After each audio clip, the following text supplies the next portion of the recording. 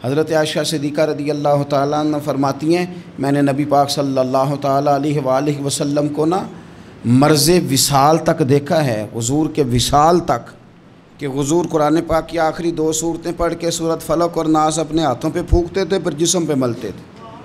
قرآن پاک میں شفا ہے۔ اب تو لوگوں نے دم درود کو اس کو بڑا ہلکا سا کام سمجھ لیا۔ ویسے بھی یہ عاملوں کے ہتھے چڑھ گیا، ملنگوں کے ہتھے چڑھ گیا، کاروبار بن گیا، تجارت بن گئی۔ ورنہ قرآن پاک کی آیات پڑھی جائیں تو حضور نے فرمایا سورہ فاتحہ میں شفا ہے، اس میں کرم ہے۔ یہ چیزیں جو بڑی ہمارے لیے سود مند تھی، فائدہ مند تھی، ہم چھوڑ گئے۔ ایک بڑی خوبصورت حدیث ہے، سنیے گا۔ حضرت ابو سعید خدری رضی اللہ تعالیٰ عنہ حدیث کے راوی ہیں، بخاری میں موجود ہے۔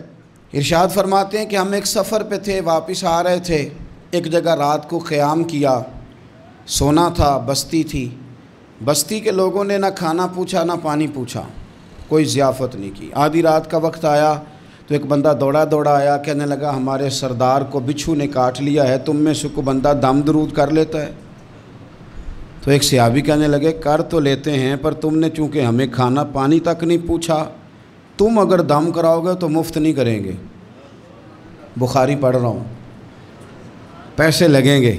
کتنے پیسے؟ بکریوں کا ایک ریوڑ پورا۔ شارحین نے لکھا 40 بکریاں۔ کنے دمہ دیاں؟ او بھائی اس سے کوئی بندہ جواز نہ لے کہ پیسے لینے جائز ہیں، اس سے جواز نہ حاصل کرے۔ آپ بات کو سمجھیں، پس منظر کیا ہے؟ پانی تک نہیں تم نے پوچھا۔ کچھ لوگوں کا علاج ہوتا ہے، انہوں نے کہا پیسے لیں گے دم کر دیں گے۔ صحابی نے کہا حضرت ابو سعید خدری رضی اللہ تعالیٰ عنہ فرماتے ہیں وہ چونکہ تنگ تھے، بچھو کاٹ گیا، اور سردار کو کہا چل تو صحیح نا۔ وہ صحابی گئے، سورہ فاتحہ پڑھ کے دم کیا، اور حدیث بخاری سے میں آپ کو دکھاؤں گا۔ لوگ کہتے ہیں دم کدھر سے آ گیا؟ بخاری پڑھ رہا ہوں، صحیح بخاری۔ شفا تو اللہ نے دینی ہے نا، رب کریم نے شفا دے دی۔ بکریاں لے لیں، آ گئے جہاں آرام کر رہے تھے اس جگہ۔ صحابہ میں اختلاف ہو گیا، کچھ کہنے لگے بکریاں لینی چاہیے تھی، کچھ کہنے لگے نہیں لینی چاہیے تھی۔ حضرت ابو سعید خدری رضی اللہ تعالیٰ عنہ فرماتے ہیں پھر ہم نے فیصلہ کیا چپ کر کے سو جاؤ، صبح حضور کی بارگاہ میں جائیں گے۔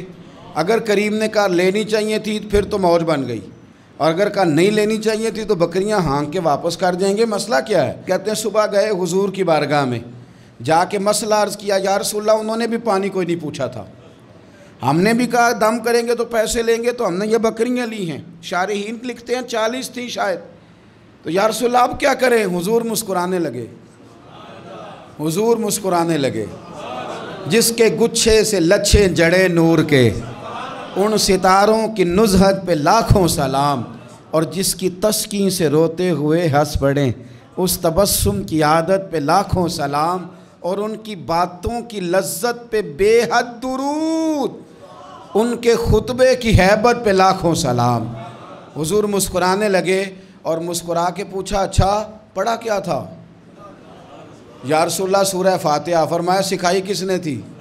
کہا یا رسول اللہ آپ نے۔ فرمایا پھر آدھی بکریاں میری ہیں آدھی تمہاری ہیں، پر میرا حصہ نکالو نا بھائی۔